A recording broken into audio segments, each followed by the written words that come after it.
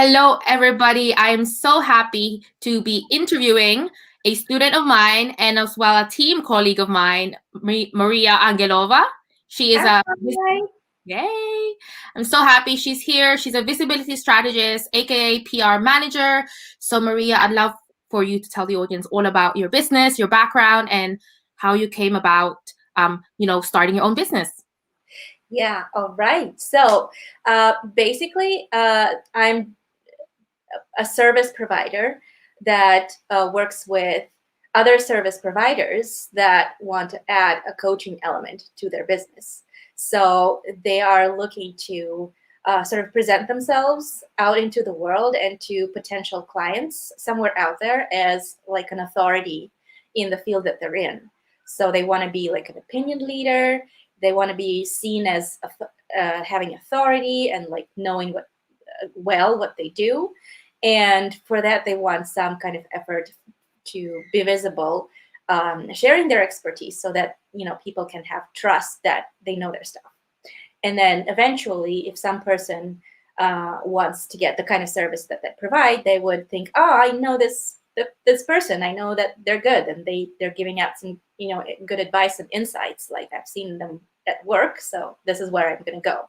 So it's indirect as opposed to marketing, but it's really helpful to online service providers to kind of establish themselves and kind of create around them kind of like a community where like people see them as a good expert in what they do, and then eventually it may end up in like more sales, and there's like benefits to their business and their revenue at the end of the day.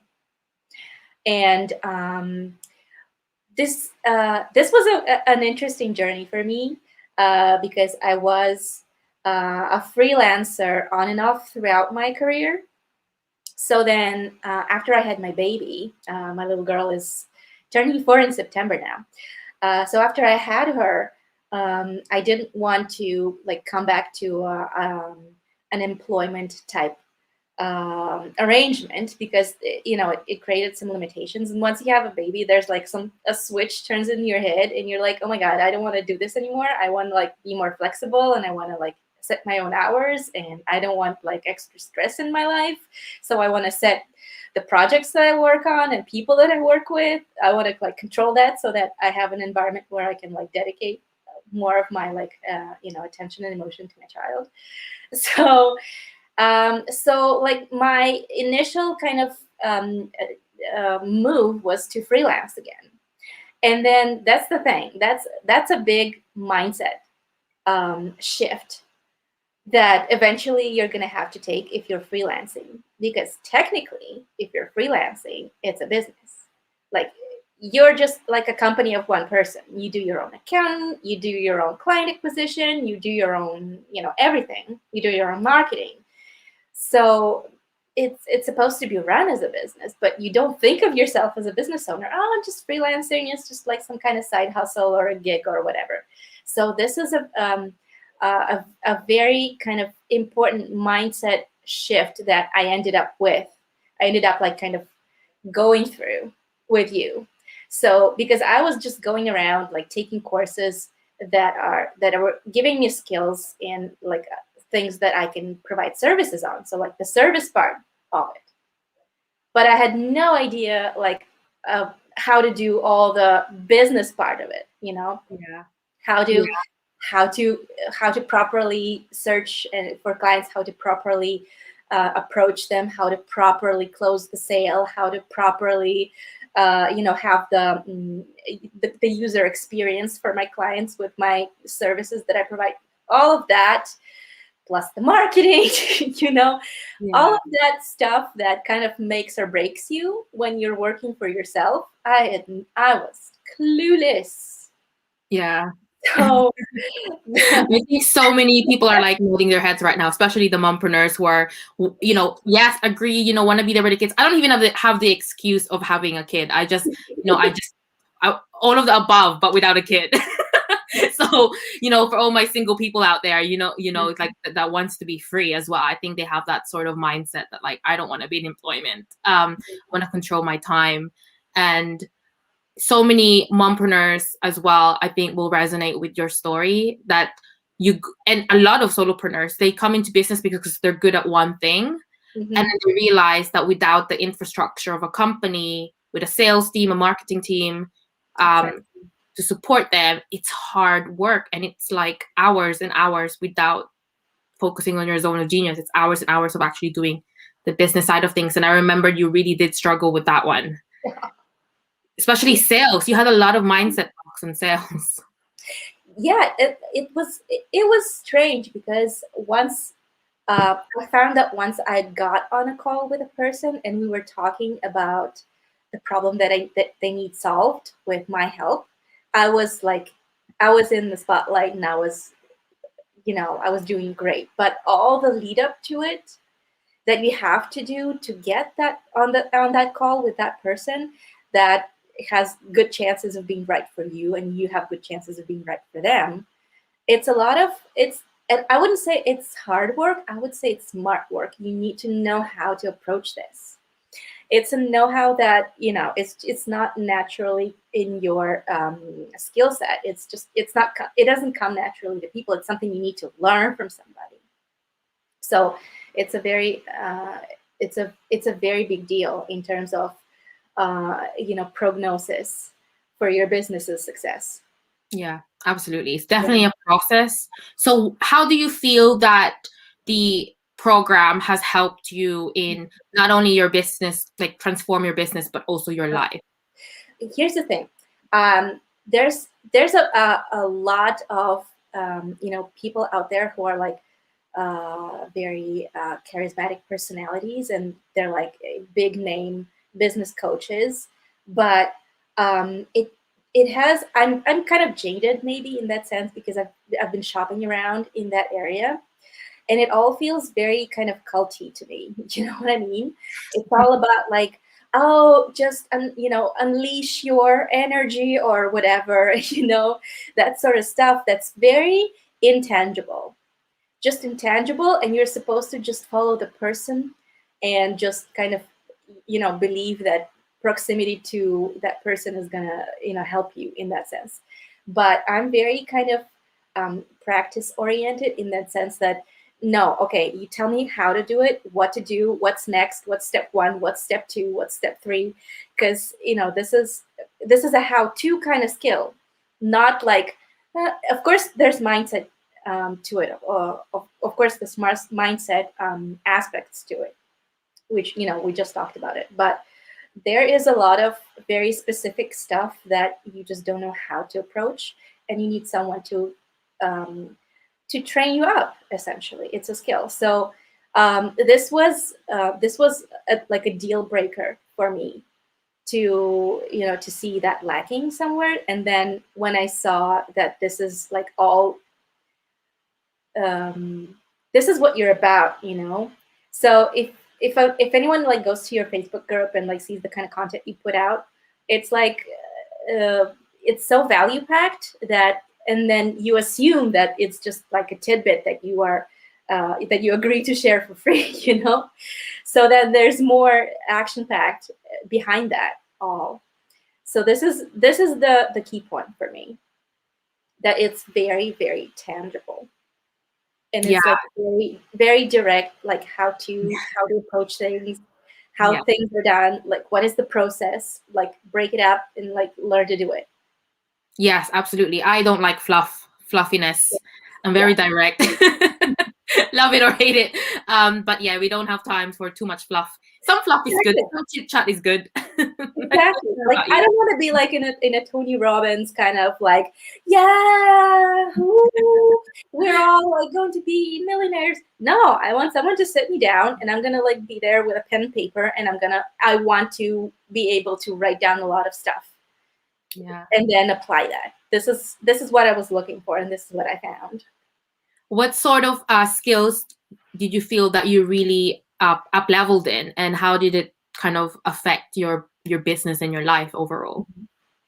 Okay, that's a lot of things to cover here. So first of all, this kind of like very, very basic setup that you need to have in place before you even start like going out and trying to find clients.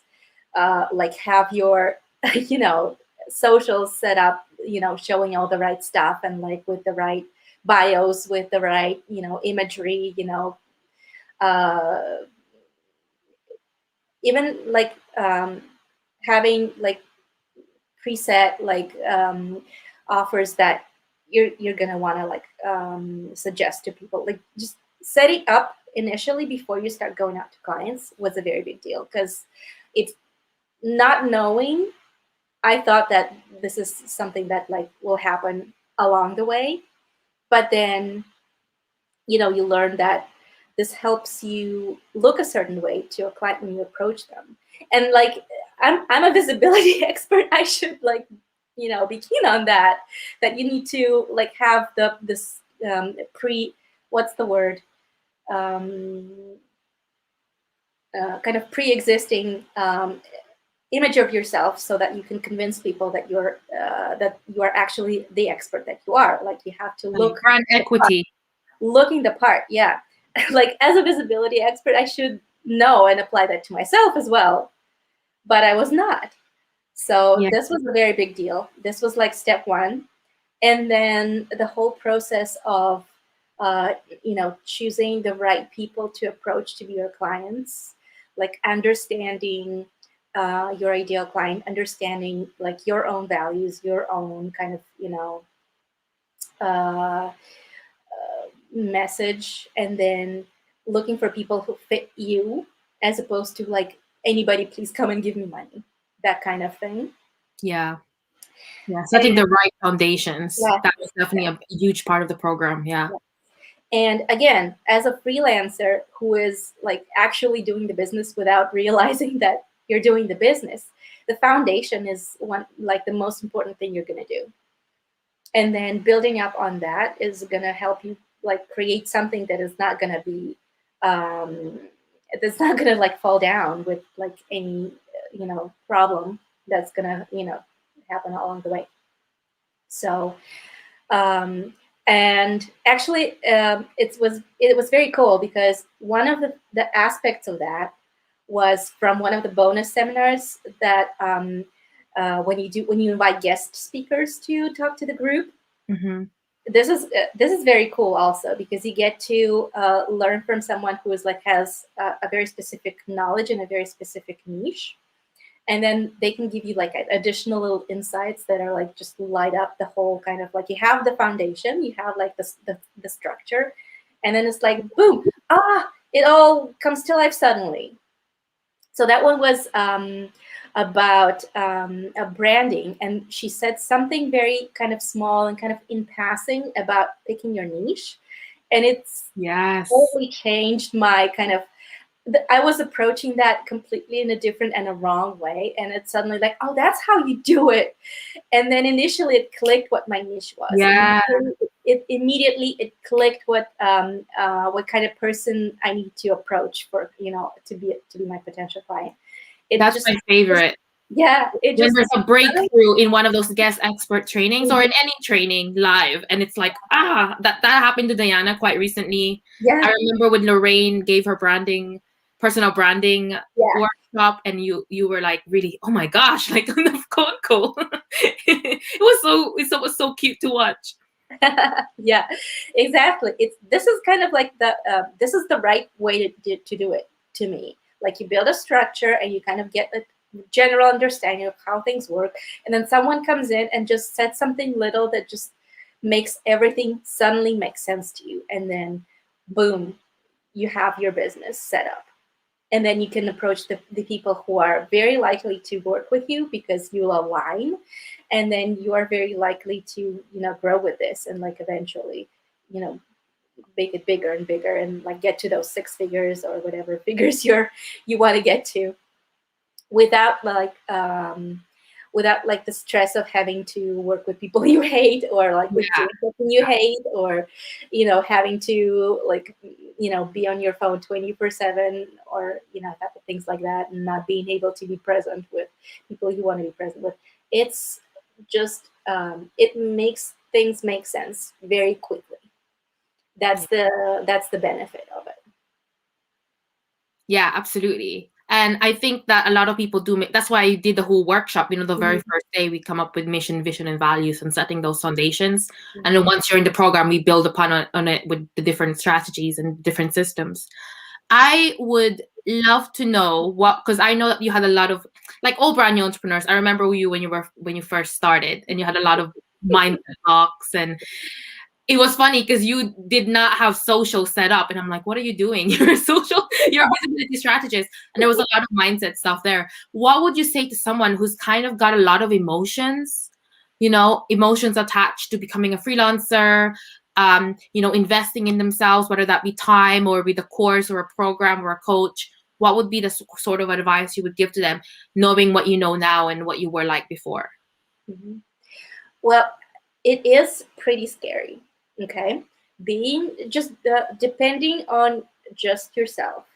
That's, I think, like um, the underlying fear for everything. Like not having like the reliability, the stability of like the paycheck and like the sick days or like insurance and whatever like the employer provides. So you really have to weigh it against what you want, the way you want your life to be, and like what are the things that are part of your like ideal life vision that are not attainable if you just are an employee of some company.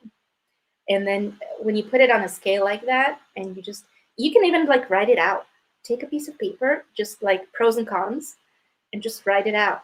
Okay, so if I stay in my 9 to 5, I get like a paycheck and like I don't know, dental, whatever, and this, I don't know, free snacks in the lunchroom. But if I transition here, then I will get vacation anytime I want. I don't have to ask my boss. I just have to like inform people, you know what, I'm taking a vacation. Bye. you know, um, pay ceiling. That is, Yeah. it's like you don't have to ask for a raise. You just like work to build up, and then you get the wages that you work for. No asking. You make it happen. It's all in you. Yeah. Flexible hours, whatever it is that it's part of your like idea of what a perfect life is. You just kind of write it out, and you could see that it weighs against those little things that they try to give you to make it tolerable to be an employee. Yeah. To make it tolerable to be a cubicle slave, they give you little perks. Yeah. Okay, you're in a rowboat and you're rowing, but hey, you get free tea. You weigh that against all the perks that you're gonna get when you are making it for yourself, and to me at least, it helps kind of soothe the initial fear, and then when you trust that you're gonna get the skills that you need to make that happen, that you're not just out there on your own winging it. That's like number two. So weigh it against what you're going to get, but then find your mentor and make sure it's not, the kind that just, tries to, talk about empowerment, but not giving you actual skills. You have to like find someone that is going to give you the actual skills and like trust in that person and in that knowledge. And like the two of those aspects are going to bring the fear down. And you're going to feel it anyway. You're gonna feel the fear for a bit, like in the beginning stages, because it's just the startup phase. It's gonna be scary, but you have to trust your vision of the future that you want to build for yourself, and just go for it anyway. What's that thing you like? Oh Feel, yeah, I always say feel the fear and do it feel anyway. the fear and do it anyway. Oh my God. When I first started, I used to recite that affirmation like every day. Like every day, every time there's a sales call, every time that, I'm about to do something, anything really. I was, and I think it does take practice and it does sink in. And you did it anyway, because you did your socials in the end. You Yeah. got your socials out there, you picked your handle. You were like almost allergic to social media. I remember this. And I was like, come on, let's do this. Take action. Take imperfect action. So I would love to wrap this interview up for anyone who's considering the Profitable Entrepreneur Accelerator program. What would be your parting advice? And also, where can people find you?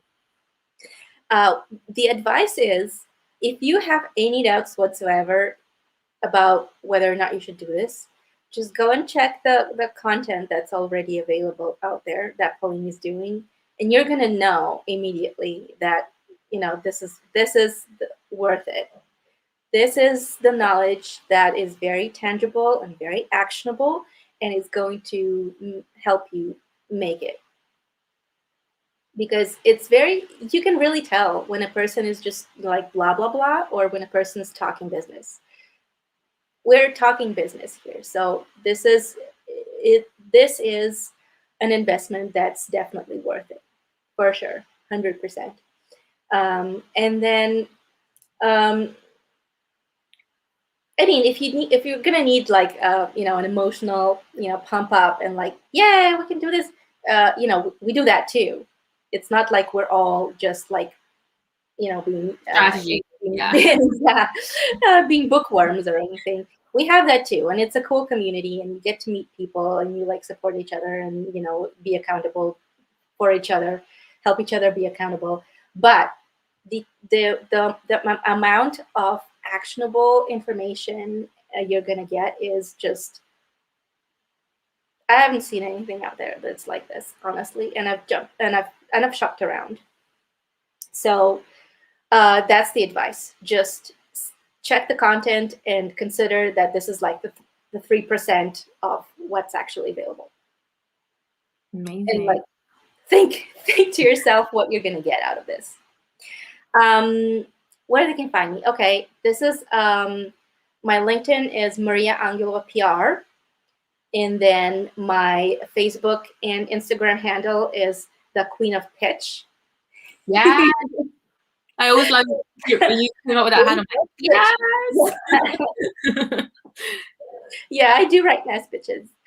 I write nice pitches. I like the sound of that. So that's how to find me. Come hit me up on Facebook or on Instagram, and we'll connect. And see you inside.